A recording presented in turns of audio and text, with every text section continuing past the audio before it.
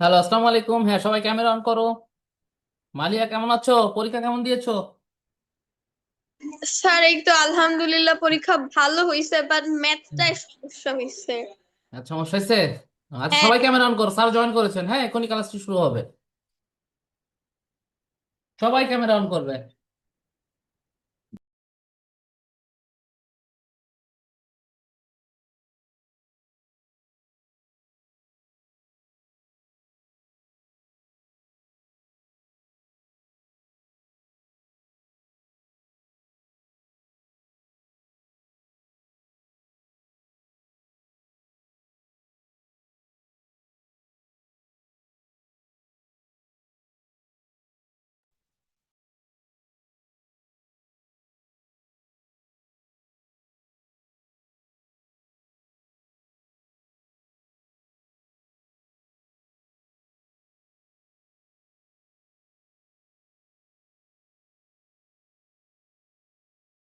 সুসময়, আয়ান, সুমাইয়া, আরবি, আদিল সবাই camera on করবে। সুদীপা, ক্যামেরা অন করো। ক্যামেরা অন করে বসতে হবে সবাইকে। হুম।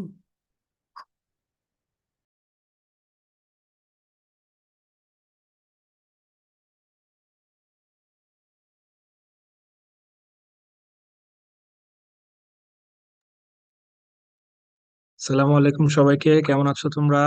আসসালামু স্যার, আলাইকুম। আদাব আসসালামু স্যার। আলাইকুম ওয়ালাইকুম স্যার। আসসালাম। আসসালামু আলাইকুম স্যার। আসসালামু আলাইকুম স্যার।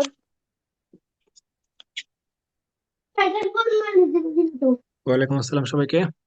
আচ্ছা, আমার সাথে হয়তো তোমাদের ফর্মাল কোনো পরিচয় হয়নি, বা আমি তোমাদের ক্লাস আগে নেইনি আসলে। আমার নাম হচ্ছে রাফিন।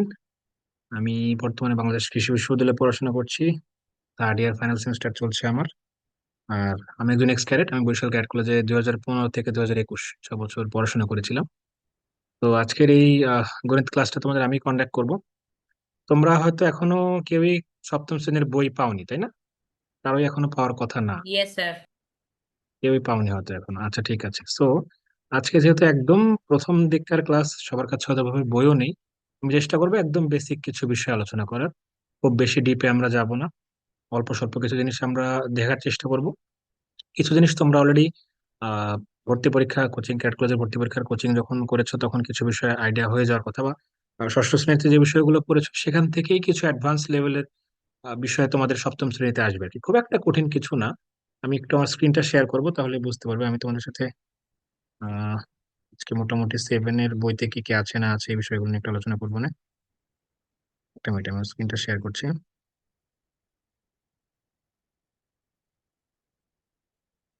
আচ্ছা, আমার স্ক্রিনটা তোমরা আশা করি দেখতে পাচ্ছ, তাই না?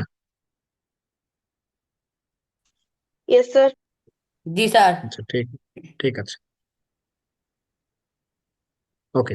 তো আমি একটু করে আমাদের ওভারঅল যে অধ্যায়গুলো আছে তোমাদের সপ্তম শ্রেণীর গণিত বইতে তোমরা যে অধ্যায়গুলো পাবে সেই অধ্যায়গুলো আমি দেখাবো একটু পরেই। তবে আজকে আমরা মোটা দাগে বীজগণিত এবং জ্যামিতি নিয়ে আলোচনা করবো, অর্থাৎ অ্যালজেব্রা এবং জিওমেট্রি বলতে আমরা যে বিষয়গুলো বুঝি এই দুটো অংশ থেকে আমরা কিছুটা আলোচনা করার চেষ্টা করব। আচ্ছা, এখানে আমরা আজকে যারা যারা ক্লাস করছো আমার সাথে, তোমরা সবাই কি ক্যাডেট কলেজ ভর্তি পরীক্ষা দিয়েছিলে? জি yes sir. Sir. Yes sir. জি স্যার। আচ্ছা, ঠিক আছে। ঠিক আছে, তোমাদের পরীক্ষা কেমন হয়েছে? আমি সবার সাথে আলাপ করতে করতে পারবো না, এক দুজনের সাথে একটু কথা বলতে চাই। উম আদিলের পরীক্ষা কেমন হয়েছে, আদিল? জি স্যার, আলহামদুলিল্লাহ ভালোই হয়েছে মোটামুটি। মানে কি মনে হচ্ছে, কনফিডেন্ট এনাফ যে তোমার রিটেনে একটা ভালো রেজাল্ট আসবে এরকম? ইয়েস স্যার, ভালো রেজাল্ট আসার কথা স্যার, ভালোই পরীক্ষা আচ্ছা, হয়েছে। সব তেমন থেকে হার্ড। ভালো দিয়েছো কোনটা? সব থেকে ভালো বাংলা। বাংলা? তোমাদের ইংরেজি প্রশ্নটা অনেক সহজ হয়েছিল না?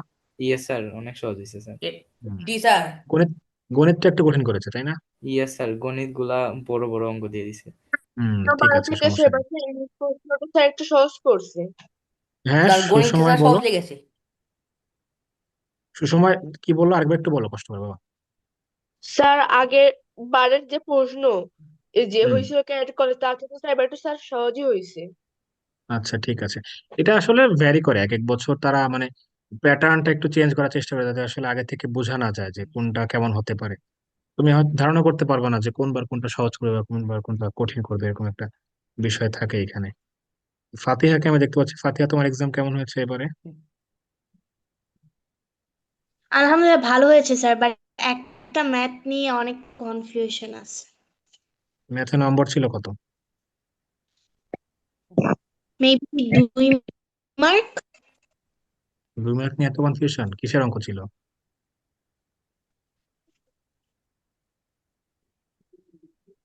জ্যামিতির কোনো কিছু, কোণের মান নির্ণয় বা এরকম কোনো কিছু কি ছিল?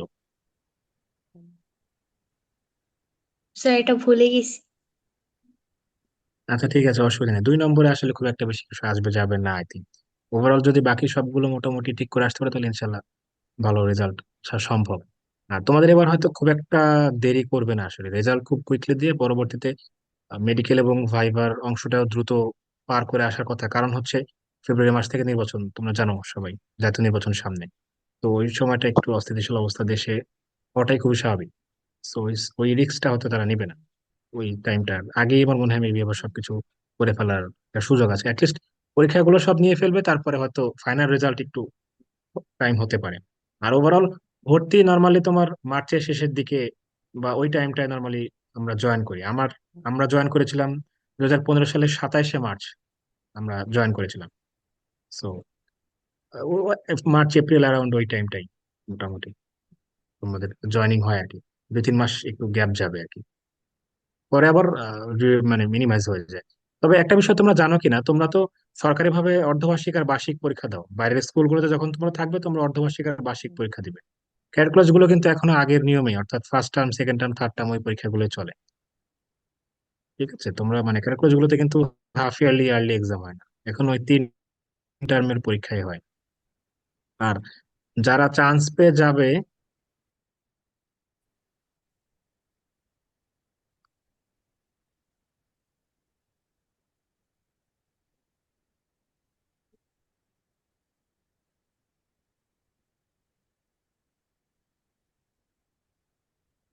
আচ্ছা আমার কথা কি শোনা যাচ্ছে? আমার মেবি নেটওয়ার্ক একটু প্রবলেম ছিল, আমার কথা জি কি শুনতে স্যার। পাচ্ছ তোমরা? Yes sir. Yes sir. আচ্ছা, আর তোমরা যারা একদম ফাইনালি চান্স পেয়ে যাবে, তোমাদের যাওয়ার পর একটা সার্ভে টেস্ট হয়।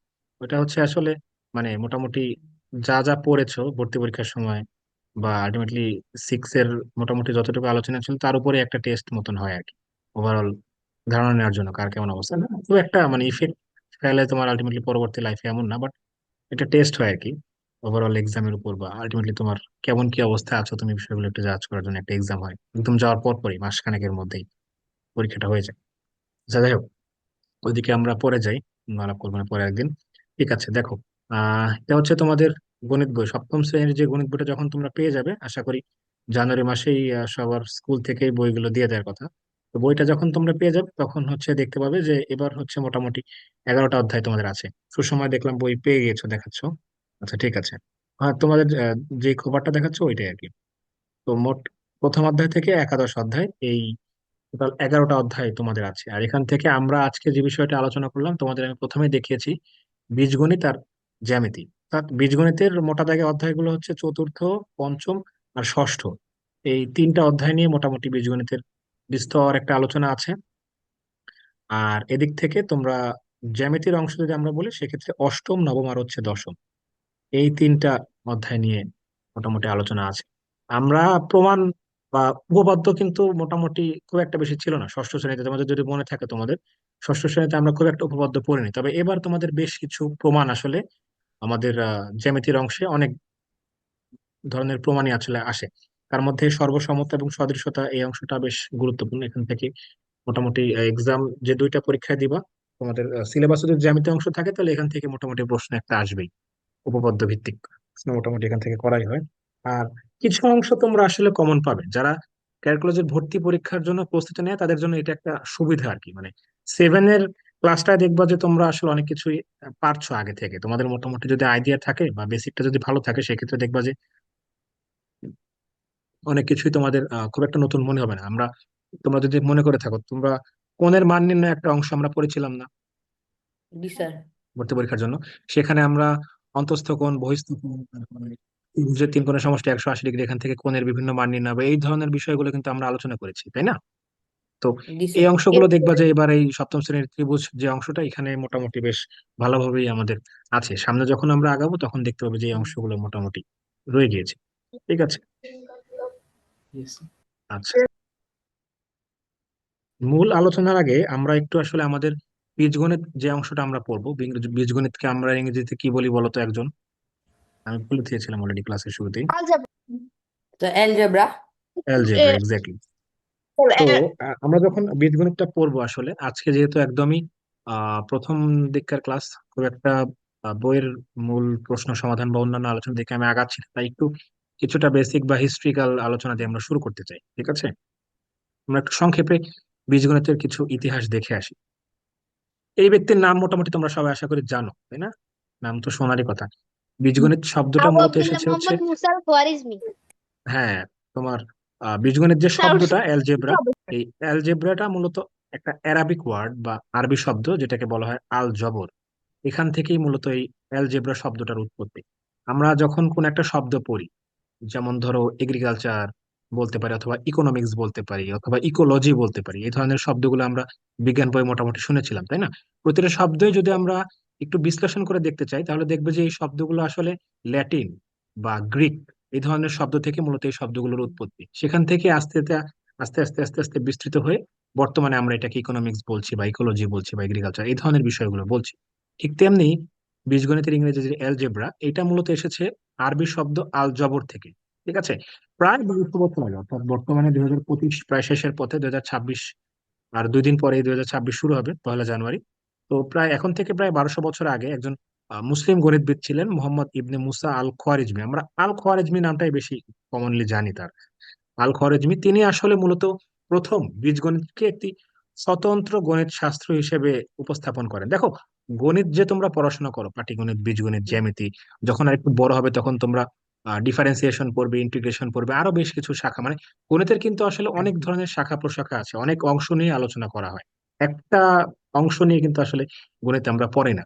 যারা পরবর্তীতে আরো উচ্চ লেভেলে হয়তো বিশ্ববিদ্যালয় লেভেলে কেউ যদি গণিত নিয়ে অনার্স করো বা মাস্টার্স করো, তখন দেখবে যে আসলে লিনিয়ার অ্যালজেব্রা আছে, তারপরে কমপ্লেক্স ফাংশন আছে, অনেক ধরনের, মানে গণিতের আসলে অনেক শাস্ত্র বা আলাদা আলাদা আলাদা পার্ট থাকে। আমরা তো শুধুমাত্র ম্যাথমেটিক্স বা গণিত বলতে যেটা বুঝি আর কি, এটা তো একটা ব্রড টার্ম, এর মধ্যেও কিছু কিছু কিছু কিছু অংশ থাকে, অনেকগুলো অংশ নিয়ে আসলে ওভারঅল ম্যাথমেটিক্স সাবজেক্ট বা ম্যাথমেটিক্স ডিপার্টমেন্ট। তো এই যে বান্দা আল খোয়ারিজমি, তিনি আসলে প্রথম বীজগণিতকে একটি স্বতন্ত্র গণিত শাস্ত্র হিসেবে আসলে স্থাপন করেন। ঠিক আছে। আল খোয়ারিজমের অবদান আমাদের বীজগণিতে কি ছিল? তিনি হচ্ছে প্রথম নবম শতকে তার একটা কিতাব বেশ প্রমিনেন্ট, আল কিতাব আল মুখতাসার ফি হিসাব আল জবর ওয়াল মুকাবেলা, এই যে একটা বই তিনি আসলে এই বীজগণিতের উপর লিখেছিলেন। ঠিক আছে। এই বইতেই প্রথম আমরা যে ভ্যারিয়েবল ব্যবহার করি না আমাদের তোমার বীজগণিতে তোমরা অলরেডি ভ্যারিয়েবলের ব্যবহার শিখেছো তোমরা। তো সেই অজানা রাশি যেমন আমরা এক্স ব্যবহার করি বা ওয়াই ব্যবহার করি বা Z, what ever maybe alphabetical যাই ব্যবহার করো তুমি, সেটা ব্যবহার করে একটা ইকুয়েশন বা সমাধান, অর্থাৎ একটা সমীকরণের সমাধান করার কাজটা তিনি প্রথম তার এই বইতে করেছিলেন। তারপরে একইভাবে যোগ বিয়োগ গুণ ভাগ ইত্যাদির মাধ্যমেও কিন্তু আমরা বীজগণিতের বেশ কিছু সমস্যার সমাধান করেছি। এই বিষয়গুলো আসলে তার আগে আলাদাভাবে আসলে বীজগণিতের উপর কেউ প্রয়োগ করেনি, তিনি প্রথম তার এই যে বই আল জবর ওয়াল মুকাবেলা, এই বইতে আল খওয়ারিজমি প্রথম এই বিষয়গুলো তুলে ধরেন। এই জন্য আসলে বীজগণিতের জনক হিসেবে কিন্তু আমরা তার নামটাই জানি। ঠিক আছে। সো এই জন্য এই যে আমরা বর্তমানে এক্স ওয়াই বা অন্যান্য অ্যালফাবেটিক্যাল যে বিষয়গুলো ব্যবহার করছি বীজগণিতে, এগুলো কিন্তু আমরা মূলত তার কাছ থেকেই পেয়েছি, বা তার এই ধারণা থেকেই আমাদের বর্তমান বীজগণিতের অবস্থান। ঠিক আছে। আচ্ছা, তারপরে দেখো, এই বীজগণিতের ধারণা কিন্তু আরো আগেও ছিল। মানে আমরা যদি আসলে আল খওয়ারিজমির আগে দিকে তাকাই, তার তার আগেও কেউ কি এই বিষয়গুলো নিয়ে আলোচনা করেছেন কিনা? আমরা ব্রহ্মগুপ্ত বা আর্যভট্টের নাম আমরা জানি, শূন্যের জনক বলা হয় আর্যভট্টকে। তারা কিন্তু শূন্য, ঋণাত্মক সংখ্যা বা এই যে সমীকরণের একটা আইডিয়া, এই বিষয়গুলো কিন্তু আরো আগেই, অর্থাৎ ইকুয়েশনের যে ব্যাপারটা, এটা কিন্তু আল খওয়ারিজমির আগেই মানুষজন দিয়ে গিয়েছে। বা শূন্যের যে ব্যাপারটা বা নেগেটিভ নাম্বারও যে হতে পারে, আমরা তো শুধুমাত্র 1 2 3 4 5 6, আমরা তোমরা সিক্সে ওঠার আগ পর্যন্ত শুধুমাত্র পজিটিভ নাম্বার নিয়ে তোমরা ডিল করেছো, তাই না? শুধুমাত্র ধনাত্মক সংখ্যায় আমরা বুঝতাম। কিন্তু যখন তুমি ক্লাস 6-এ উঠলে তখন তুমি দেখলে যে আদার দেন পজিটিভ নাম্বার বা ধনাত্মক সংখ্যা বাদেও কিন্তু ঋণাত্মক সংখ্যা হওয়া সম্ভব। তোমরা যখন আরেকটু বড় হবে, এইচএসসি তে উঠবে আর কি, মানে 11 12, ক্লাস 11 12-এ, তখন দেখবে এই যে ছোট হাতের আই, জটিল সংখ্যা বলি আমরা, কমপ্লেক্স নাম্বার, এই বিষয়টার ধারণা তোমরা যখন এইচএসসি তুলবে তখন পাবে। আপাতত তো তোমরা পজিটিভ নেগেটিভ নাম্বার নিয়ে আছো, যখন আরেকটু বড় হয়ে কলেজ লেভেলে যাবে তখন দেখবে যে জটিল সংখ্যা বা কমপ্লেক্স নাম্বার বলতে একটা বিষয় আছে, সেই বিষয়গুলো তোমরা সামনে জানতে পারবে। ঠিক আছে। আচ্ছা, গ্রিসের ডায়োফ্যান্টাস নামে একজন ব্যক্তি ছিলেন, তিনি আসলে অজানা সংখ্যা নিয়ে যে একটা সমস্যার সমাধান, অর্থাৎ আমরা যখন, তোমরা জানো যে বীজগণিতেই মূলত আমরা অনেক সমস্যার সমাধান করেছি, যেখানে আমরা জানতাম না যে সে উত্তরটা কি হবে, তখন আমরা ধরে নিতাম না যে let the number will be x, অথবা let the price will be x বা ওয়াই, তাই না? এরকম অঙ্ক কিন্তু আমরা সমাধান করেছি। তো সেই অজানা সংখ্যা নিয়ে কোন একটা সমস্যার সমাধানের ব্যাপারে কিন্তু ডায়োফ্যান্টাস বিষয়গুলো আগেই উপস্থাপন করেছিলেন। একইভাবে ব্যাবিলনে কিছু মানুষজন ছিলেন, তারা জমি মাপা বা ব্যবসার হিসাব নিকাশ সংক্রান্ত একটা সমীকরণ ব্যবহার করা শিখেছিলেন। তোমাদের এই জমি মাপা নিয়ে আমার মনে পড়লো, তোমাদের এবারের পরীক্ষা একটা বেশ কঠিন, বলা হয়ে থাকে যে সব থেকে কঠিন একটা অঙ্ক ছিল এই জমি মাপা বা এই সংক্রান্ত একটা অঙ্ক, তাই না? আমি যদি ভুল না হই, সালজুক রায়াতকে আমি দেখতে পাচ্ছি, এরকম কোন অঙ্ক ছিল না তোমাদের মেইন পরীক্ষায়? জমি মাপা সংক্রান্ত একটা প্রশ্ন ছিল এটা না? অনেক মনে বড়, কেউই পড়ছে নাকি না। তেমন একটা জি অ্যান্সার স্যার, করতে পারে না। বাগানে একটা ছিল। আচ্ছা, ঠিক আছে। বাগানে একটা। এটা অ্যান্সার করতে পেরেছো কেউ? Yes sir, 3 metre. ওকে, ঠিক আছে। আচ্ছা, তো মোটামুটি আমার এতগুলো আলোচনা করার মূল বিষয়টাই হচ্ছে আল খওয়ারিজমি আসলে প্রথম অ্যালজেব্রাকে একটা টোটাল আলাদা ডিপার্টমেন্ট হিসেবে ম্যাথমেটিক্স উনি ফার্স্ট ইন্ট্রোডিউস করেছেন। এছাড়া ইউরোপে যদি আমরা একটু তাকাই, ইউরোপে কিন্তু বেসিক্যালি আল খাওয়ারিজমির পর এই যে বইগুলো, এগুলো কিন্তু ল্যাটিন ভাষায় ট্রান্সলেট বা অনুদিত হয়। ইউরোপ তখন থেকেই এই যে অ্যালজেব্রা শব্দটার প্রচলন। আল জবর, এটা কিন্তু হচ্ছে মূলত অ্যারাবিক টার্ম, অর্থাৎ আল কিতাব আল মুক্তাসার বিফ হিসাব আল জবর আল মোকাবেলা, এই বইটাতে কিন্তু অ্যালজেব্রা ওয়ার্ডটা ছিল না। এই বইটাতে আল জবর শব্দটা আল খওয়ারিজমি উপস্থাপন করেছিলেন। তার বইতে কিন্তু আল জবর লেখা ছিল, নট অ্যালজেব্রা। এই আল জবরটাকে আসলে ট্রান্সলেট করে ল্যাটিনরা তখন এই অ্যালজেব্রা শব্দটা ইউজ করে। তারপর থেকে আস্তে আস্তে এখন তো আমরাও অ্যালজেব্রাটা ইউজ করছি। ঠিক আছে। আধুনিক গণিত এবং বিজ্ঞানের যে একটা বেস, মূলত এই বেসটা কিন্তু আসলে অ্যালজেব্রার মাধ্যমে আমাদের সামনে আস্তে আস্তে আস্তে আস্তে উঠে আসা শুরু করে আর কি। ঠিক আছে। আচ্ছা, এই পর্যন্ত মোটামুটি আইডিয়া তোমাদের ক্লিয়ার হচ্ছে কি? একটু হিস্ট্রিক্যাল আলোচনা আমরা করলাম। কারো কোনো সমস্যা বা কারো কোনো কিছু এখানে বুঝতে অসুবিধা হয়েছে? এখানে আসলে খুব একটা কিছু আমি বুঝাইনি, জাস্ট একটু তোমাদের আইডিয়া দিলাম। কারো কোনো প্রবলেম আছে কি এই অংশ পর্যন্ত? আর ইউরোপে থেকে আবার বলবেন, আমি একটু আচ্ছা, ইউরোপে আসলে খুব একটা বেশি কিছু আমি বলিনি বাবা। দেখো, ইউরোপে হচ্ছে বেসিক্যালি আল খওয়ারিজমের যে বইটা, এই বইটা যখন আসলে মোটামুটি অ্যাভেলেবল হওয়া শুরু করে, ইউরোপিয়ানরা এই বইটা পায় বা তারা পড়া শুরু করে, তখন তার এই বইটা তারা আসলে ট্রান্সলেট করে ল্যাটিনে।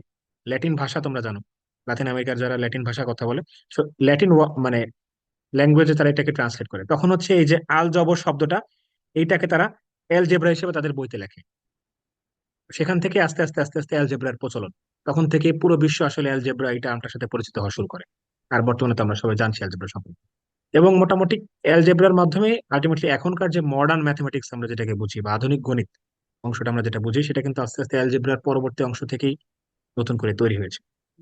বা সায়েন্সের অনেক বিষয় আসলে অ্যালজেব্রা থেকে আমরা পরবর্তীতে পাই। ঠিক আছে। ওকে, সো আমরা এখন মোটামুটি মূল আলোচনার দিকে চলে যাব। সবকিছু। কেউ কি কিছু বলছো? সুসময় কিছু বললে বলো, না কিছু স্যার। বলতে চাও? ওকে, ঠিক আছে। আচ্ছা,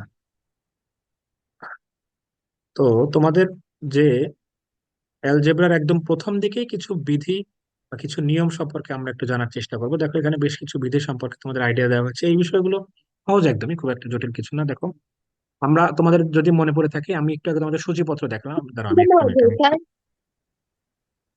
এই যে দেখো, এই যে তোমার চতুর্থ অধ্যায়টা, বীজগণিতীয় রাশির গুণ এবং ভাগ। তো বীজগণিতীয় রাশির গুণ এবং ভাগ এই অংশগুলো পড়ার আগে আমাদের কিছু নিয়ম আসলে জানতে হবে। সেই নিয়মগুলোকে এখানে আমরা বিধি হিসেবে তুলে ধরেছি আর কি। এগুলো ডিরেক্ট তোমাদের বইয়ে আছে, আমি জাস্ট এখান থেকে স্ক্রিনশট নিয়ে তোমাদের এখানে অ্যাড করেছি আর কি।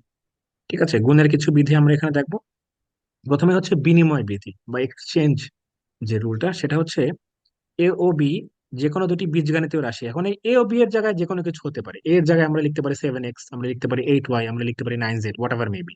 এ আর বিটা হচ্ছে জাস্ট আমরা বোঝানোর স্বার্থে ব্যবহার করছি। এ বি এর জায়গায় যে কোনো দুটো এলজেব্রাইক এক্সপ্রেশন, এটা আমটার সাথে তোমরা আশা করি পরিচিত, বীজগণিতীয় রাশি তোমরা ক্লাস 6-এ পড়েছো। তো যে কোনো যদি একটা বীজগণিতীয় রাশি হয়, সেক্ষেত্রে আমরা যখন দুটো বীজগণিতীয় রাশিকে গুণ করতে চাবো, অর্থাৎ কথার কথা 7x × 8x যদি আমরা করি, সেটাকে আমরা এ ক্রস বি যদি করি, তাও আমরা যে রেজাল্ট পাবো, বি ক্রস এ করলেও একই রেজাল্ট পাবো। মানে এটাই হচ্ছে বেসিক্যালি অ্যালজেব্রাইক মাল্টিপ্লিকেশনের একটা রুল আর কি। মানে তুমি যেভাবেই দুটো বীজগাণিতীয় রাশিকে গুণ করো না কেন, একটার সাথে আরেকটা যে ওয়েতেই গুণ করো না কেন তোমার উত্তর একই হতে পারে। অর্থাৎ তোমরা অলরেডি এটা জানো আশা করি, 7x × 8x যদি আমরা করি তাহলে আমাদের অ্যান্সার আসে কিন্তু 56x², তাই না? ঠিক একইভাবে আমরা যদি 8x × 7x করি সেক্ষেত্রেও কিন্তু আমাদের অ্যান্সার আসবে 56x²। এখানে 7x কে যদি আমরা এ ধরি আর 8x কে আমরা বি ধরি তাহলে কিন্তু এই ফর্মুলাটার সাথে যায়। A × B যে অ্যান্সারটা আমরা পাচ্ছি ইকুয়াল টু হচ্ছে B × A, একই। এই নিয়মটা আসলে তোমাদের মেনে চলতে হবে। তোমরা যদি বীজগণিত রাশির গুণ করো, দুটো রাশি যদি মনে করো যে আমরা A × B করলাম, একটা রেজাল্ট আসলো, একইভাবে আমরা যদি B × A করে সেই রেজাল্টটা না আনি তার মানে বুঝতে হবে তোমাদের এই গুণের কোনো সমস্যা আছে, বা গুণটা আসলে আমাদের যে নিয়ম, বীজগণিত রাশির গুণ করার যে নিয়ম সেই নিয়মটা মেনে চলেনি। সুদীপা, বিষয়টা কি বুঝতে পেরেছো? Yes sir. আচ্ছা, ঠিক আছে। ওকে, এক্সচেঞ্জের বিষয়টা আমরা জানলাম। এখন হচ্ছে গুণের সংযোগ বিধি। এটা কিছুই না, জাস্ট আমরা একটু আগে দুটো বীজগণিতীয় রাশি বা অ্যালজেব্রাইক এক্সপ্রেশন নিয়ে ডিল করলাম। এখন হচ্ছে আমাদের এখানে তিনটি বীজগণিতীয় রাশি আমাদের লাগবে সংযোগ ব্যাপারটা বোঝানোর জন্য। দেখো, A, B আর C এটা হচ্ছে যে কোনো তিনটি বীজগণিতীয় রাশি। আমরা ধরে নিলাম, ধরো কথার কথা, X, 2X আর 3X, তিনটে বীজগণিতীয় রাশি, ঠিক আছে? আচ্ছা, সো গুণের সংযোগ বিধি বা এই নিয়মটা আমাদের বলছে A × B × C যদি আমরা করি তখন আমরা যে রেজাল্টটা পাবো, এই এটাকে আলাদা করে B × C কে যদি আমরা করি একই রেজাল্ট পাবো। আসসালামু আলাইকুম স্যার। ওয়ালাইকুম আসসালাম, আরবি এসেছো, ওয়ালাইকুম আসসালাম। আচ্ছা, ঠিক আছে। এই একদম জাস্ট আগেরটার মতোই, খুব একটা মানে পার্থক্য আসলে এখানে নেই। এখানে আমরা দুটো অ্যালজেব্রাইক এক্সপ্রেশনকে গুণ করেছিলাম, A × B করার পর আমরা যে রেজাল্টটা পাচ্ছিলাম, আমাদের নিয়ম বলছে এটাকে যদি আমরা উল্টো করে গুণ করি তা আমাদের একই উত্তর আসতে হবে। ঠিক একইভাবে সংযোগ বিধি যখন আমরা করব তখন দুটো রাশির সাথে একটা রাশি আমরা যখন গুণ করব তখন আমরা যে রেজাল্টটা পাবো, তখন এই প্রথম রাশিটাকে বাদ দিয়ে পরবর্তী দুটো রাশি যদি আমরা গুণ করি তাহলে আমাদের একই রেজাল্ট আসতে হবে। বোঝা গিয়েছে? যেমন ধরো আমরা যদি এই X, 2X আর 3X দিয়ে তোমাদেরকে আমি বোঝাতে চাই, ধরো আমরা X = লিখলাম A,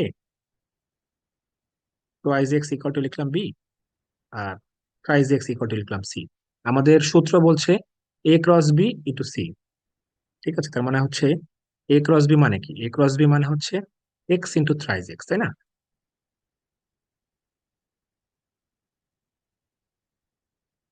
ইন্টু হচ্ছে সি, সি মানে হচ্ছে, সরি, এন X × 2X হচ্ছে 3X।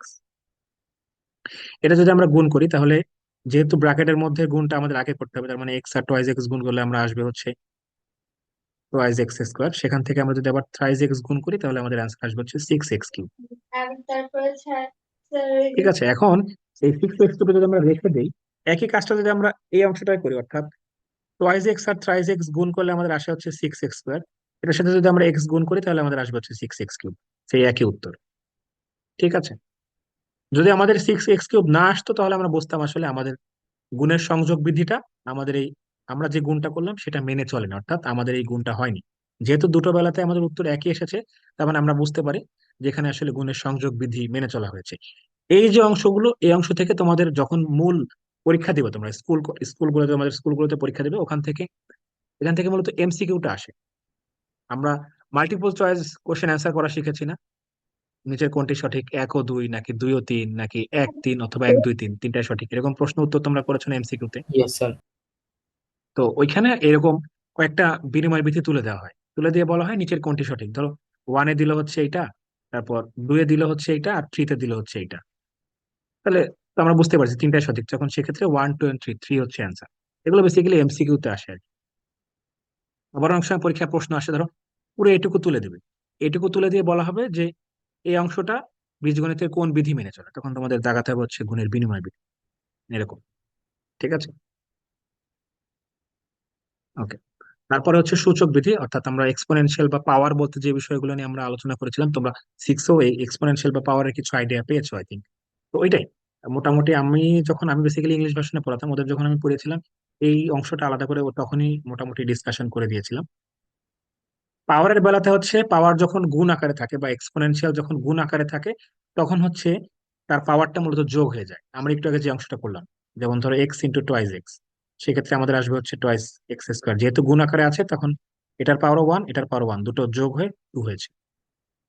আর যদি এরকম গুণ আকারে থাকে তখন আসলে আলটিমেটলি আমাদের কিন্তু গুণ করতে হবে, যেমন ধরো X² তার পুরোটার উপরে আবার কিউব, তখন আমাদের অ্যান্সার হবে হচ্ছে X⁶। ঠিক আছে, এই অংশটা আসলে সূচক বৃদ্ধির বিষয়ে বলা আছে আর কি।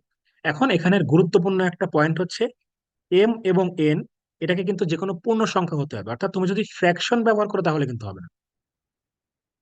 কথার কথা, x to the power half into হচ্ছে এক্স টু দি পাওয়ার 3/2, এইটা কিন্তু আবার এই নিয়মটার দিকে আমরা আগাতে পারবো না।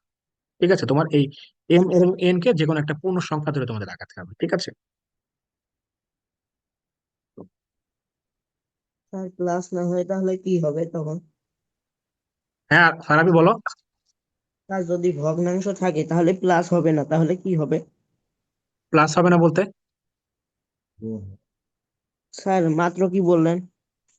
মাত্র বললাম হচ্ছে, ধরো এম আর এন হচ্ছে বেসিক্যালি আমাদের এখানে পূর্ণ সংখ্যা হতে হবে, এটা হচ্ছে এইটা ফলো করার রুল। কিন্তু যদি ভগ্নাংশ চলে আসে সেক্ষেত্রে তোমার ভগ্নাংশের যোগ আর কি ফলো করতে হবে। যেমন ধরো হাফ আর 3/2 হলে সেক্ষেত্রে 2 আর 3+1 4, এই কাটাকাটি আলটিমেটলি স্কোয়ারই থাকবে, এইটাই। মানে তখন তোমার একদম সোজাসুজি যোগ করলে হবে না, তখন তোমার ভগ্নাংশের যোগের দিকে আগাতে হবে। বোঝা গিয়েছে স্যার পূর্ণ ফারাবি? সংখ্যা থাকলে স্যার যোগ করে দিতে হবে, আর ভগ্নাংশ থাকলে স্যার ভগ্নাংশের যোগ করে দিতে ভগ্নাংশের হবে। যোগটা করবে, এটাই। ঠিক আছে সুসময়? ইয়েস। ওকে, ফারাবি বুঝতে পেরেছো? আব্দুল্লাহ আল ফারাবি? স্যার পাওয়ার যদি মাইনাসে থাকে? হ্যাঁ মাইনাসে থাকলে করবা, সমস্যা কি, মাইনাসে থাকলেও যোগ হবে -2। আর যদি ধরো এই একটা জায়গায় ধরো x to the power -2 into হচ্ছে এক্স টু দি পাওয়ার 3, তখন তোমাদের করতে হবে এক্স টু দি পাওয়ার -2 + 3 মানে কত, এক্স টু দি পাওয়ার -1। এগুলো আসলে আরেকটু উপর লেভেলে পড়ে, আসলে এক্স টু দি পাওয়ার -1 মানে হচ্ছে 1/x, 1/x যে কথা, এক্স ইনভার্স 1 একই কথা। এগুলো একটু সামনে শিখাবো আমি তোমাদের, অসুবিধা নেই, যদি আমরা রেগুলার ক্লাস কন্টিনিউ করি তখন দেখাবো আর কি। এই জন্য আগেই এই মাইনাসটার আলোচনা আমি এখন করতে চাচ্ছিলাম না, এই জন্য মাইনাস থাকতে পারে। সেক্ষেত্রে নর্মালি আমরা যেভাবে মাইনাসের যোগ বিয়োগ তো তোমরা অলরেডি পারো, আশা করি পারো না? আমরা কি সংখ্যা রেখার অঙ্ক করেছি না? সংখ্যা রেখার অঙ্কে তো আমরা যোগ বিয়োগ বা মাইনাসের যে যোগ বিয়োগ বা গুণভাগ গুলো, এগুলো তো আমরা অলরেডি করেছি। যে নিয়ম সেই নিয়মটা ফলো করি। বা যদি এখানে ধরো x to the power -2 into হচ্ছে এক্স টু দি পাওয়ার -3, সেক্ষেত্রে আমাদের আনসার আসতে হচ্ছে এক্স টু দি পাওয়ার -5। বোঝা গেছে ফারাবি? জি স্যার। আচ্ছা ঠিক আছে, এই বিষয়গুলো আসবো, এরকম মাইনাসের অঙ্ক বা মাইনাসের যে পাওয়ার গুলো, এগুলো আছে সামনে আমরা দেখবো। মানে মেইন যখন আমরা পড়াশোনা শুরু করব তখন এই বিষয়গুলো সামনে আসবে। আচ্ছা ঠিক আছে। আর এই বন্টন বিধিটা আই থিঙ্ক তোমাদের আর আলাদা করে বলার এখানে আসলে কিছু নেই, খুবই সিম্পল। অর্থাৎ ধরো তোমার কাছে যদি 3টি বা 4টি বীজগণিত রাশি থাকে, তার সাথে যদি একটি সংখ্যা তুমি গুণ আকারে রাখো, তার মানে এই সংখ্যাটা তোমার ব্র্যাকেটের মধ্যে প্রত্যেকটা সংখ্যার সাথে আলাদা আলাদা করে গুণ করতে হবে। এটা আমি আই থিঙ্ক আলাদা করে আসলে বলার কিছু নেই। 3 × x + y + z মানে হচ্ছে 3x + 3y + 3z, এই ধরনের প্রমাণ ভিত্তিক বা এই ধরনের অঙ্ক কিন্তু আমরা আগে করেছিলাম। ঠিক আছে। আচ্ছা, এই 4টা বিধি নিয়ে কারো কোনো প্রবলেম আছে কিনা আমাকে একটু বলো। No sir. কারো কোনো সমস্যা এই 4টা বিধি নিয়ে? No, sir. No sir. Okay ঠিক আছে, ঠিক আছে।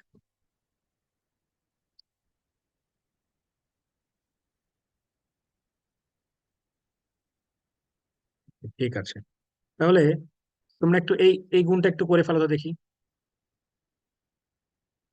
সবাই একটু এই গুণটা করো তো দেখি, করে আমাকে একটু অ্যান্সারটা বলো তো।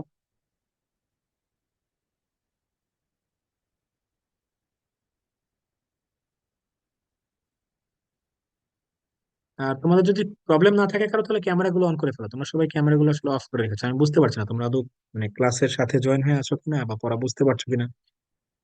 আমার তো একটু রেসপন্স করতে হবে তোমাদের, কাইন্ডলি সবাই একটু ক্যামেরাগুলো অন করে ফেলো, হ্যাঁ প্রত্যেকে একটু ক্যামেরাগুলো অন করে ফেলো। স্যার, জি বলো। আমি একটু ক্যামেরাটা অফ করে রাখি। কোনো সমস্যা তোমার? জি স্যার, মানে ইন্টারনেটের প্রবলেম হচ্ছে। ও আচ্ছা আচ্ছা ঠিক আছে, যদি ইন্টারনেটের প্রবলেম হয় সেক্ষেত্রে রাখতে চাই, এখন কি বলবো আর। বাকিদের যদি কোনো সমস্যা না থাকে একটু কাইন্ডলি ক্যামেরাটা অন করে ফেলো সবাই, তোমাদের আসলে রেসপন্স না পেলে তো মুশকিল, তোমরা তো বুঝতে পারছো কিনা, যদি প্রয়োজন হয় সেক্ষেত্রে আমি আরেকবার বলবো।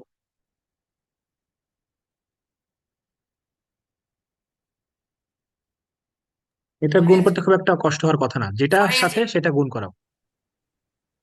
স্যার ডান। Sorry, যা মোস্তফা হয়েছে অ্যান্সার। স্যার আমারও হয়েছে। জি স্যার।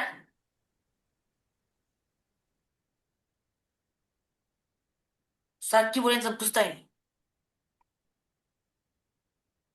কত এসেছে মোস্তফা, তোমার উত্তর কত এসেছে বলো তো দেখি। আহ, sir 28 a to the power 4 c to the power 4 t to the power 5 28-এর আগে কি সংখ্যাটা বসবে, মানে এই এই সাইনটা বসবে? জি স্যার আচ্ছা ঠিক আছে, এটা তো বলতে হবে বাবা, মাইনাস তো আমাদের বীজগণিতে মাইনাস না লিখলে তো মুশকিল।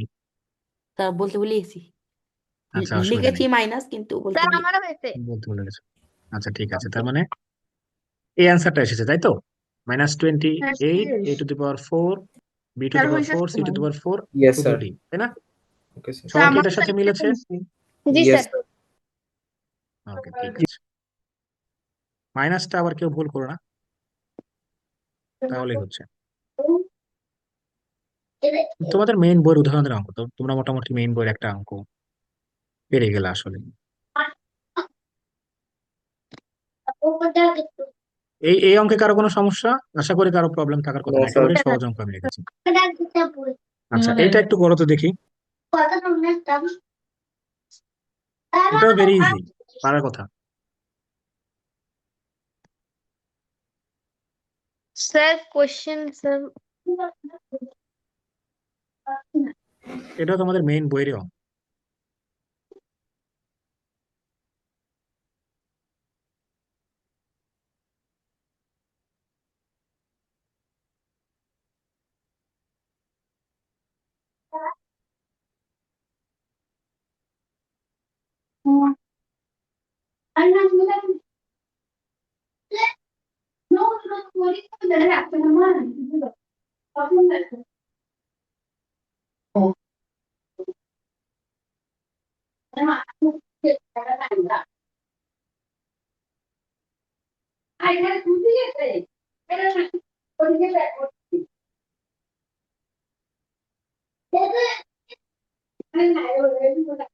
স্যার তাসনিমুল কামালকে প্লিজ মিউট করতে বলেন। আচ্ছা আমি মিউট করে দিচ্ছি।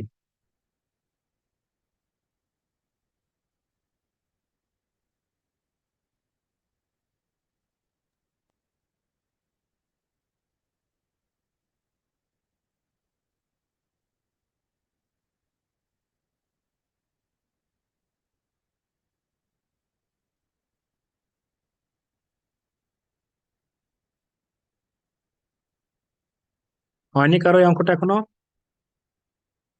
স্যার একটু সময় লাগবে। স্যার হয়েছে আচ্ছা হয়েছে, কারো হয়েছে, কেউ কি বললা হয়েছে? জি স্যার হয়েছে আচ্ছা আর আর 1-2 মিনিট সময় দিয়ে বাকিদের।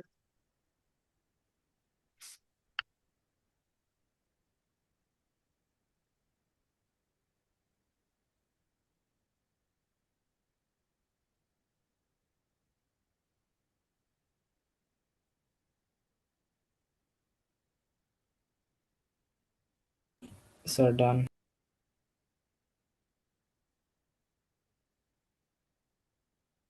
স্যার শেষ আমার। আচ্ছা ঠিক আছে, এবার আমাকে বলো তো এই অঙ্কটা আমরা কোন বিধি মেনে করলাম? একটু আগে তোমাদের আমি যে 4টা বিধি পড়ালাম, আমরা কোন বিধি মেনে এই অঙ্কটা করলাম বলো তো? স্যার ব্র্যাকেটের ভিতরে কোনো সংখ্যাগুলোর সাথে কোনো সংখ্যা গুণ বুঝালেও সংখ্যা দিয়ে ব্র্যাকেটের দুটো সংখ্যাকে গুণ করতে হবে। হ্যাঁ সেটাকে কি বিধি বলে? একদম সবশেষ যে বিধিটা আমরা পড়লাম কি বিধি ছিল এটা বলো তো দেখি, কে বলতে পারবে? বন্টন। স্যার বিনিময় বিধি। বিনিময় বিধি? এই বোকা, বিনিময় একদম প্রথমে বললাম না আমরা? বন্টন বিধি। বন্টন বিধি কে বললো?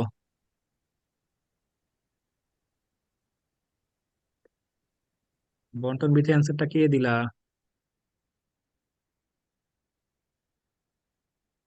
স্যার আমি বলছি। কে, মোস্তফা? না না স্যার স্যার।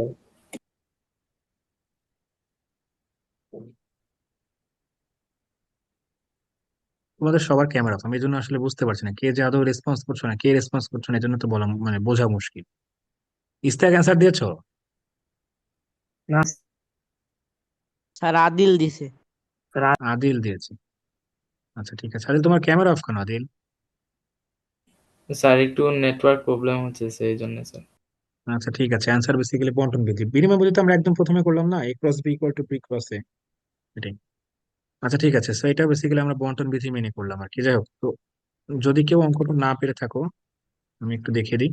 এটা হচ্ছে বেসিক্যালি কিছুই না, ব্র্যাকেটের মধ্যে যে দুটো অঙ্ক মানে দুটো বীজগাণিতিক এক্সপ্রেশন আছে তাকে আমরা এটা দিয়ে গুণ করবো। তো এটা একবার এটার সাথে গুণ হবে, আবার এটার সাথে বেসিক্যালি গুণ হবে। তো প্রথমটার সাথে যদি আমরা গুণ করি তাহলে আমাদের অ্যান্সার আসবে হচ্ছে 25 x⁵ y⁴ প্লাস হচ্ছে এটার সাথে আবার এটা যদি আমরা গুণ করি 35 x⁴ আর হচ্ছে y⁵। এটা হচ্ছে অ্যান্সার। হয়েছে সবার, এটার সাথে মিলেছে? আমারটার সাথে মিলছে স্যার। Yes sir. ওকে ঠিক আছে, ইয়েস যদি স্যার। মিলে থাকে তাহলে তোমাদের অ্যান্সার হয়েছে বেসিক্যালি। হ্যাঁ, ওকে, আচ্ছা ঠিক আছে। ভাগের বেলাতে ভাবে আলাদা করে আসলে তোমাদের বইতে মাত্র একটাই সূচক বিধি বলা আছে এখানে বেসিক্যালি। আমরা একটু আগে আহ, সূচক বিধি হচ্ছে গুণের যে সূচক বিধিটা দেখলাম, যে দুটো বীজগাণিতিক রাশিকে যদি আমরা গুণ করি সেক্ষেত্রে গুণ আকারে যদি কিছু থাকে তাহলে তাদের এক্সপোনেনশিয়াল বা সূচক বা পাওয়ার যাই বলো সেই দুটো আসলে গুণ হয়ে যাবে আর কি বেসিক্যালি। x⁴m × x⁴n মানে হচ্ছে x⁴m+n, এইটাই। আর যদি x⁴m এর সাথে কোনো একটা কিছু গুণ আকারে থাকে সেক্ষেত্রে আমাদের অ্যান্সার হবে হচ্ছে x⁴mn।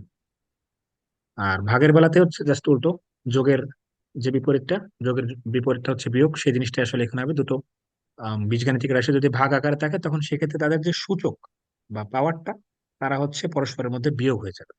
ঠিক আছে, আচ্ছা। স্যার আর তাহলে এখানে হচ্ছে আমাদের সূত্র হচ্ছে এম এবং এন, এটাকে স্বাভাবিক সংখ্যা হতে হবে এবং m n, আর হচ্ছে এ 0 হতে পারবে না, এর যে কোনো সংখ্যা হতে হবে, অর্থাৎ 1 2 3 4 5 6 হোয়াটএভার মেবি। হ্যাঁ ফারাবি বলো। স্যার এখানে 12 নম্বর উদাহরণে বলছে ভাগ করতে, তাহলে যে হুম, এখানে 40 আছে আর -8 আছে, এগুলো কি ভাগ হয়ে যাবে? হ্যাঁ অবশ্যই।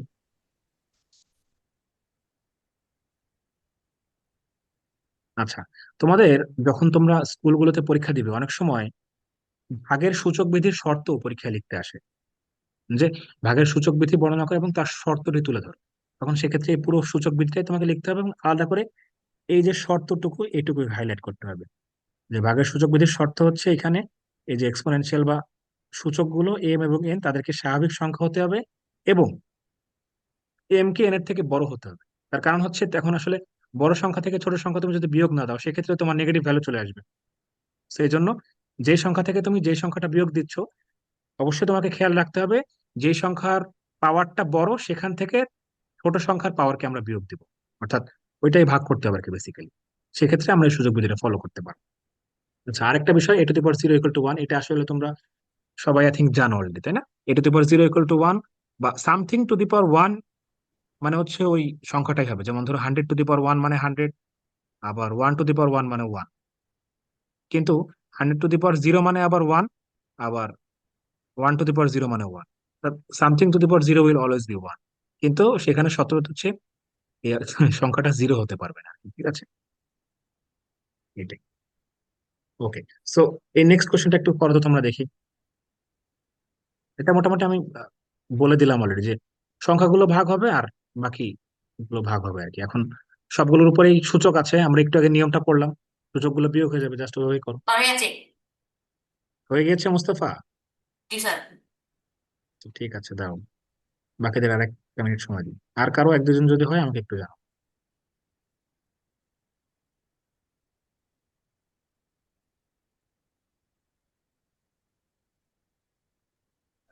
স্যার আমার শেষ।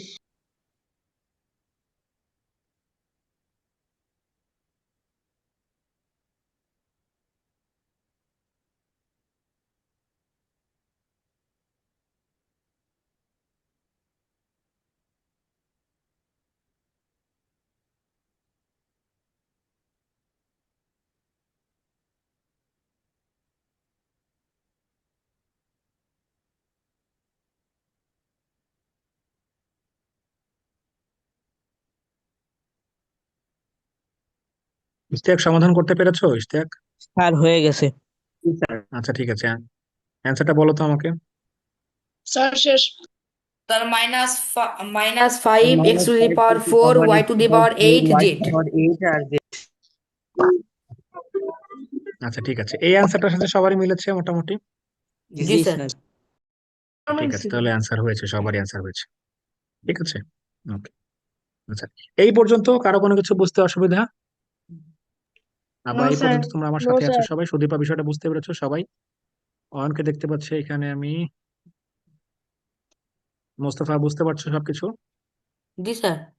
আচ্ছা ঠিক আছে, ওকে। এবার আমরা যখন সপ্তম শ্রেণীর বই তোমরা পড়াশোনা করবে তখন দুটো শব্দের সাথে আসলে তোমরা মোটামুটি প্রায় দুটো শব্দের সম্মুখীন হবে। একটা হচ্ছে প্রমাণ, বা আমরা যেটাকে ইংরেজিতে বলছি প্রুফ। আরেকটা হচ্ছে অনুসিদ্ধান্ত, বা ইংরেজিতে যেটাকে বলা হয় করোলারি। এই দুটো শব্দ তোমরা গণিত বইতে বেশ অনেক জায়গাতেই পাবে, ঠিক আছে? কিন্তু আমরা আসলে অনেক সময় দুটো জিনিসকে গুলিয়ে ফেলি, বা আমরা মনে করি যে আসলে দুটো জিনিস একই। তার মধ্যে কিছু সূক্ষ্ম পার্থক্য আসলে থেকেই যায়, ঠিক আছে? ওকে, সেই বিষয়টা আমি তোমাদের চাচ্ছিলাম যে একটু ডিসকাস করি আর কি, বেসিক্যালি।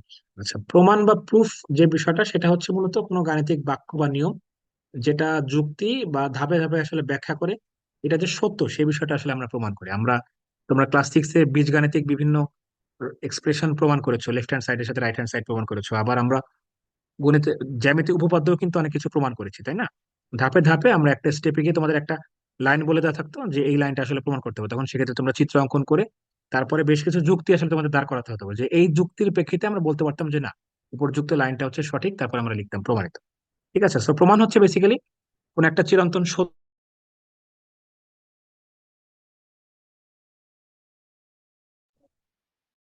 স্যার নেটওয়ার্কের স্যার একটু সমস্যা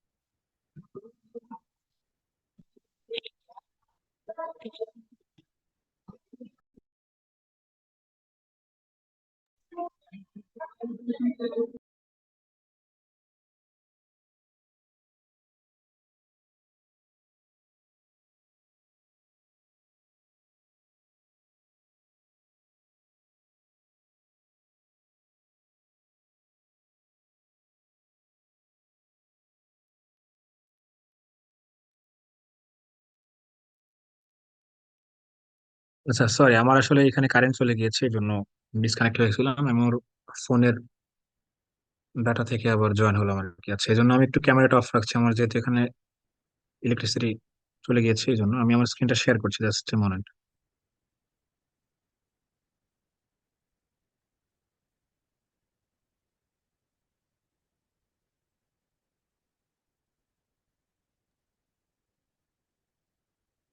আমাদের মধ্যে কেউ কি আছো যে একদম মানে পরীক্ষা দিয়ে মোটামুটি খুব বেশি কনফিডেন্ট যে না, আমার হয়তো মোটামুটি 90% কনফার্ম যে আমি হয়ে যাব, চান্স পেয়ে যাবো, এরকম কেউ আছো কি এখানে? নিজের উপর খুবই কনফিডেন্ট যে না, মোটামুটি আমার পরীক্ষা খুব ভালো হয়েছে, আমি মোটামুটি শিওর চান্স পেয়ে টাইপ? এনিওয়ান? ইয়েস। ইয়েস। কে কে ইয়েস বলা দেখি, তোমরা একটু হ্যান্ড রেজ করো তো।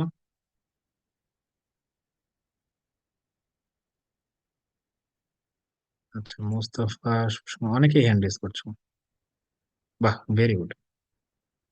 আচ্ছা, ঠিক আছে। স্যার আমি আমার চাইবো তোমরা হলে এখানে স্যার যারা যারা, স্যারে বলছিল যে তুমি চান্স পেয়ে যেতে পারো আমার লেখাটা দেখে। বুঝতে পারছেন, আরেকবার একটু বলো তো। স্যার আমাদের রুমে যে স্যার ডিউটি যে একজন স্যার ছিল উনি স্যার আমার পাশে দাঁড়িয়ে ছিল। উনি স্যার দেখে দেখে বলছে তোমার চান্স হয়েও যেতে পারে।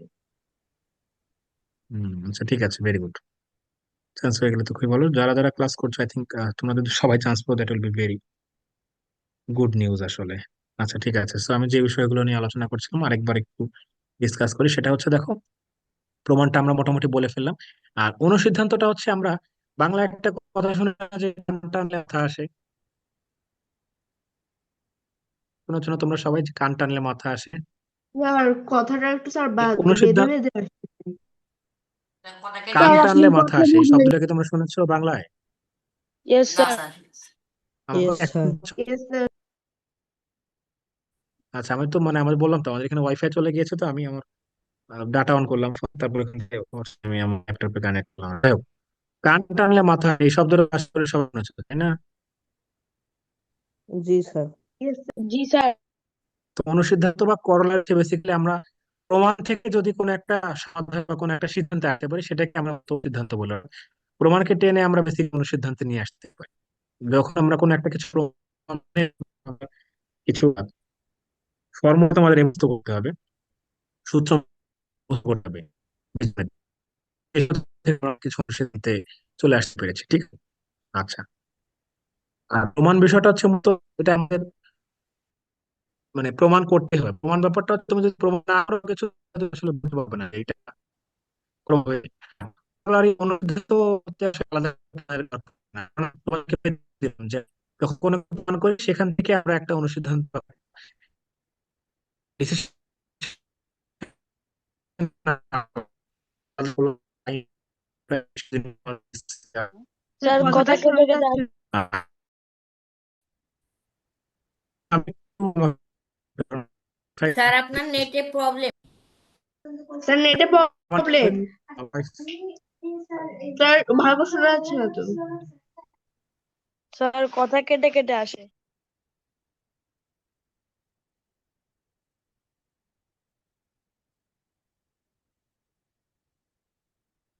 আচ্ছা, আমি এক্সট্রিমলি সরি, আমার আসলে এখানে ওয়াইফাই নেই, এই জন্য আমি ফোনের ডাটা অন করার জন্য বারবার আসলে ডিস্টার্ব হচ্ছে। আচ্ছা, আমি আমার স্ক্রিনটা আবার শেয়ার করছি।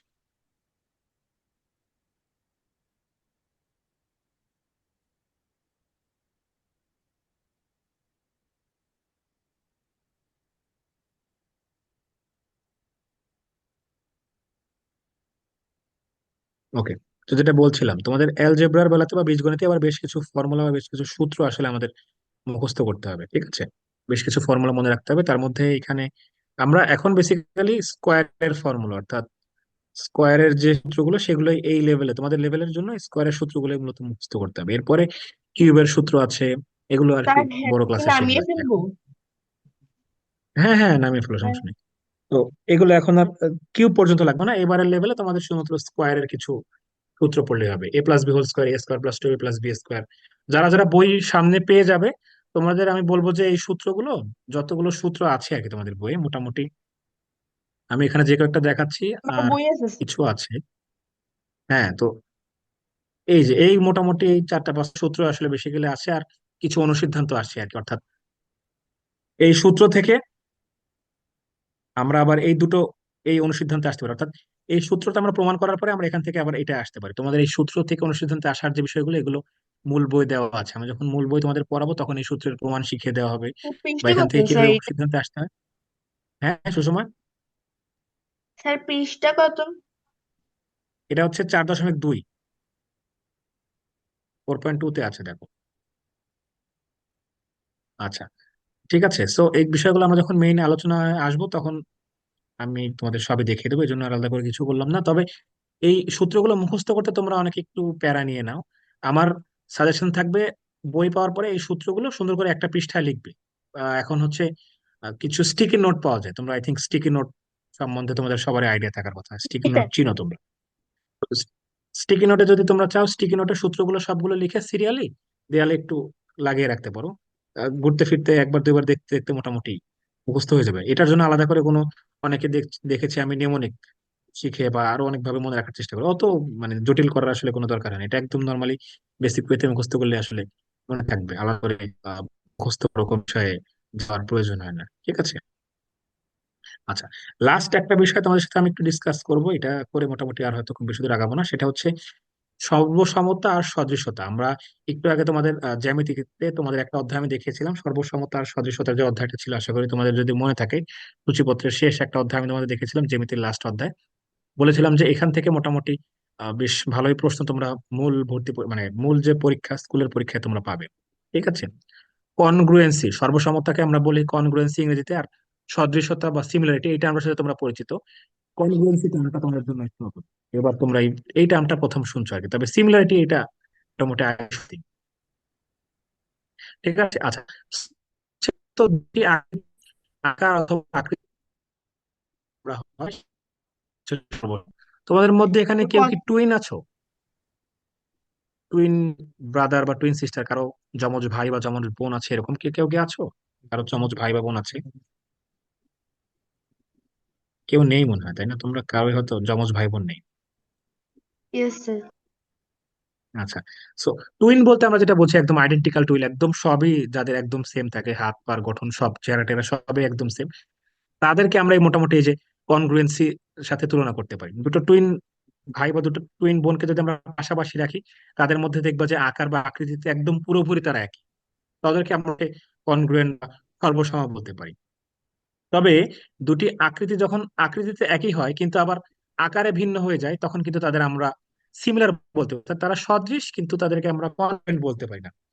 যেমন ধরো সুসময়, তোমাকে যদি আমি তোমার উদাহরণ দিই, তোমরা তো ছবি চিনো তাই না, পাসপোর্ট সাইজের ছবি বা স্ট্যাম্প সাইজের ছবি, এইগুলো সম্বন্ধে একটু আইডিয়া আছে না? আমরা ইয়েস যখন স্যার। ক্যালকুলাসের ভর্তি পরীক্ষার ফর্ম পূরণ করেছে তখন তোমাদের ছবি অ্যাড করতে হয়েছে ফর্মের সাথে, করেছে না? তোমার মনে আছে কিনা? আমি ইয়েস পাসপোর্ট স্যার। সাইজের ছবি আর স্ট্যাম্প স্ট্যাম্প সাইজের যে ছবিগুলো সেগুলো কিন্তু একটু ছোট হয় সাইজে, পাসপোর্ট গুলো হালকা বড় হয়। একই ছবি, ধরো তোমাদের তোমাদের ছবি একই ছবি, একটা হচ্ছে পাসপোর্ট সাইজ, একটা হচ্ছে স্ট্যাম্প সাইজ, ছবি দুটো কিন্তু আলটিমেটলি সেম, আকৃতি কিন্তু সেম, কিন্তু আকারটা একটু ভিন্ন হয়ে যাচ্ছে না, সাইজটা কিন্তু চেঞ্জ হয়ে যাচ্ছে। ছবি দুটো একেবারে সাইজটা চেঞ্জ, সেটাকে আমরা বলতে পারি সিমিলার ফটোস, অর্থাৎ তোমার একটা মানুষেরই দুটো সিমিলার ফটোস। কিন্তু তোমরা যখন দুটো যমজ ভাই যদি বা বোন হয়ে যাও, সেক্ষেত্রে আমরা বলতে পারি তাদের দুটো পরস্পর হচ্ছে কনগ্রুয়েন্ট। ঠিক আছে? আর এই কনগ্রুয়েন্সি বা সিমিলারিটি যখন আমরা দেখবো, তখন আমরা দেখবো হচ্ছে সব বাহুর দৈর্ঘ্য আলটিমেটলি সমান হতে হবে, অর্থাৎ দুটো ত্রিভুজ, আমরা একটু পরে যখন আমরা জ্যামিতিক প্রমাণে যাব তখন দেখবো যে দুটো ত্রিভুজ আমাদেরকে সর্বসম প্রমাণ করতে হবে। সেক্ষেত্রে আমরা দেখবো যে দুটো ত্রিভুজের যদি দৈর্ঘ্য সমান হয়, অর্থাৎ লেংথ যদি একই হয়, তখনই কেবলমাত্র আমরা বলতে পারবো যে না, this two triangles are congruent of each other, বা আমরা দুটো ত্রিভুজকে পরস্পরের সর্বসম বলতে পারবো। কিন্তু ইয়েস স্যার। যখন এই সংশ্লিষ্ট বাহুগুলোর দৈর্ঘ্যের অনুপাত সমান হবে বা রেশিও যখন তাদের ইকুয়াল হবে, তখন আমরা তাদের বলতে পারবো সিমিলার, তাদের কিন্তু আমরা কনগ্রুয়েন্ট বলতে পারবো না। দুটোর লেংথ যোগের সমান হয়, অর্থাৎ দুটো যদি 5 সেন্টিমিটারের লেংথ বিশিষ্ট কোনো দুটো ত্রিভুজ আমরা পাই, তখন আমরা তাদেরকে কনগ্রুয়েন্ট বলতে পারবো। যখন আমরা রেশিও, অর্থাৎ ধরো তিনটে বাহুর রেশিও হচ্ছে 1:2:3, আবার এক ত্রিভুজের তিনটি বাহুর রেশিও হচ্ছে 1:2:3, তখন আমরা বলতে পারবো যে this two triangles are similar to each other. কিন্তু যখন আমরা দেখবো যে দুটো ইকুইলেটারাল ট্রায়াঙ্গেল, ধরো কথার কথা একটা সমবাহু ত্রিভুজ আছে যার তিন বাহুর দৈর্ঘ্য হচ্ছে 5 সেন্টিমিটার 5 সেন্টিমিটার 5 সেন্টিমিটার, ঠিক আরেকটা সমবাহু ত্রিভুজ আমি তোমাকে আঁকতে বললাম একই দৈর্ঘ্যের, অর্থাৎ 5 সেন্টিমিটার বিশিষ্ট একটা সমবাহু ত্রিভুজ তোমাকে আমি আঁকতে বললাম, তো তখন আমরা বলতে পারবো যে এই দুটো সমবাহু ত্রিভুজ হচ্ছে পরস্পরের কনগ্রুয়েন্ট। কিন্তু আমি যদি তোমাকে বলি 5 সেন্টিমিটার 10 আর 15 সেন্টিমিটার একটা ত্রিভুজ আঁকো, আর একইভাবে হচ্ছে 3 সেন্টিমিটার 6 সেন্টিমিটার আর 9 সেন্টিমিটার একটা ত্রিভুজ আঁকো, তখন কি হবে? তাদের কি অনুপাত সমান 1:3, কিন্তু ওভারঅল দৈর্ঘ্য কিন্তু সমান হচ্ছে না। তখন সেক্ষেত্রে তাকে আমরা বলবো যে similar। ঠিক আছে? আচ্ছা, তো মোটামুটি আমাদের আলোচনা আজকে এই পর্যন্ত আমি রাখবো, আর খুব বেশি লেংদি করবো না, কারণ একদম স্যার বেসিক এরপরে যেহেতু কি আর আলোচনা, কোনো এই জন্য ক্লাস খুব আছে? বলতে পারেন। আসলে ফোনে আছে এখানে, উনি বাকি ডিসকাশন বলে দিবে আশা করি। আচ্ছা, সো আজকে ক্লাস নিয়ে আরো কোনো কোয়ারিজ বা কোনো কনফিউশন থাকলে আমার সাথে শেয়ার করতে পারবা, কারো কোনো প্রশ্ন? সবাই কি ক্লাসটা বুঝতে স্যার পেরেছো? আপনার নাম্বারটা কি স্যার? স্যার স্যার আপনার নাম্বারটা আমার একটু দিলে ভালো হয় স্যার।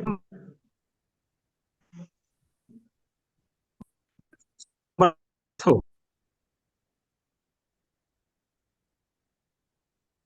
স্যার আপনার কথা বোঝা যাচ্ছে আমি না। চ্যাট বক্সে লিখে দিই। সুষম কি আমার নাম্বার চাইলে, আমার ফোন নাম্বার চাইলে? তুমি মিউট সময় ইয়েস স্যার। আমি চ্যাট বক্সে আমার নাম্বার লিখে, চ্যাট বক্সটা চেক করো, চ্যাট বক্সে আমার নাম্বার লিখে দিয়েছি, যদি প্রয়োজন হয় সেখান থেকে নিয়ে নাও, অসুবিধা নেই। আচ্ছা, কারো কোনো আজকের ক্লাস নিয়ে কোনো কিছু বুঝতে অসুবিধা হয় যদি হয় একটু আমাকে কাইন্ডলি বল। স্যার কোন সংখ্যার পাওয়ার 0 হলে সেটা 1 হতো, স্যার জিরোর পাওয়ার 0 কি 1 হবে? না না, আনডিফাইন্ড, জিরোর পর জিরো আমরা ওখানে ওয়ান লিখতে পারবো। আমরা তো এখানে প্রমাণের সময় দেখিয়ে দিলাম যে আলটিমেটলি 0 টু দি পাওয়ার 0 এটা হচ্ছে আনডিফাইন্ড রাখতে হবে আমাদের।